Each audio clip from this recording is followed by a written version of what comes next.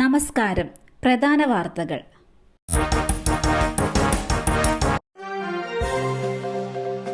രഞ്ജിത്തിന്റെ രാജി ഉടൻ അക്കാദമി അംഗങ്ങളെ അറിയിച്ചു. ബംഗാളി നടി ശ്രീലേഖ മിത്രയുടെ വെളിപ്പെടുത്തലിന്റെ പശ്ചാത്തലത്തിൽ രാജിവെക്കുമെന്നറിയിച്ച് ചലച്ചിത്ര അക്കാദമി അധ്യക്ഷൻ രഞ്ജിത്ത് ഇന്ന് തന്നെ രാജിവെക്കുമെന്ന് ചലച്ചിത്ര അക്കാദമി അംഗങ്ങളെ Ranjith അറിയിച്ചതായാണ് report.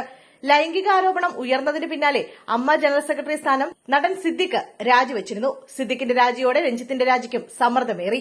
Hema committee report വന്നതിന് പിന്നാലെയാണ് രഞ്ജിത്തിനെതിരെ ലൈംഗിക അതിക്രമണ പരാതി ഉയർന്നത്.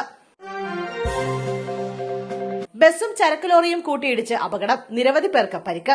പത്തനംതിട്ട കുളനട ഓർത്തഡോക്സ് പള്ളിക്ക് സമീപമായിരുന്നു അപകടമുണ്ടായത്.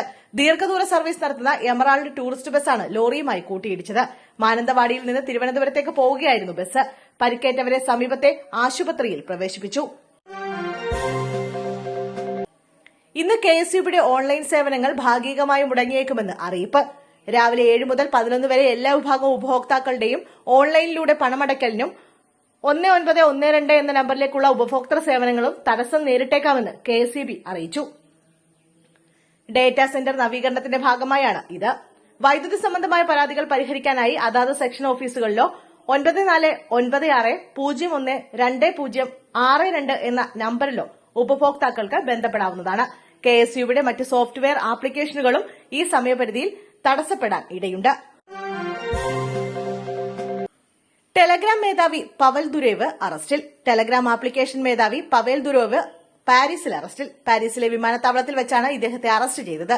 ടെലഗ്രാമുമായി ബന്ധപ്പെട്ട കുറ്റകൃത്യങ്ങളുടെ പേരിലാണ് അറസ്റ്റ് എന്നാണ് സൂചന. ടെലഗ്രാമിലൂടെ നടക്കുന്ന കുറ്റകൃത്യങ്ങൾ തടയുന്നതിൽ പവേൽ ദുരേവ് പരാജയപ്പെട്ടു എന്നാണ് കുറ്റം. ടെലഗ്രാമിന്റെ സഹസ്ഥാപകനും സിഇഒയുമാണ് പവൽ ദുരേവ്. അമ്മയുടെ ജനറൽ സെക്രട്ടറി സ്ഥാനത്ത് നിന്നും സിദ്ദിഖ് രാജിവെച്ചു. താരസംഘടനയായ അമ്മയുടെ ജനറൽ സെക്രട്ടറി സ്ഥാനത്ത് നിന്ന് നടൻ സിദ്ദിഖ് രാജിവെച്ചു. അമ്മ പ്രസിഡന്റ് മോഹൻലാലിന് സിദ്ദിഖ് രാജിക്കത്ത് നൽകി.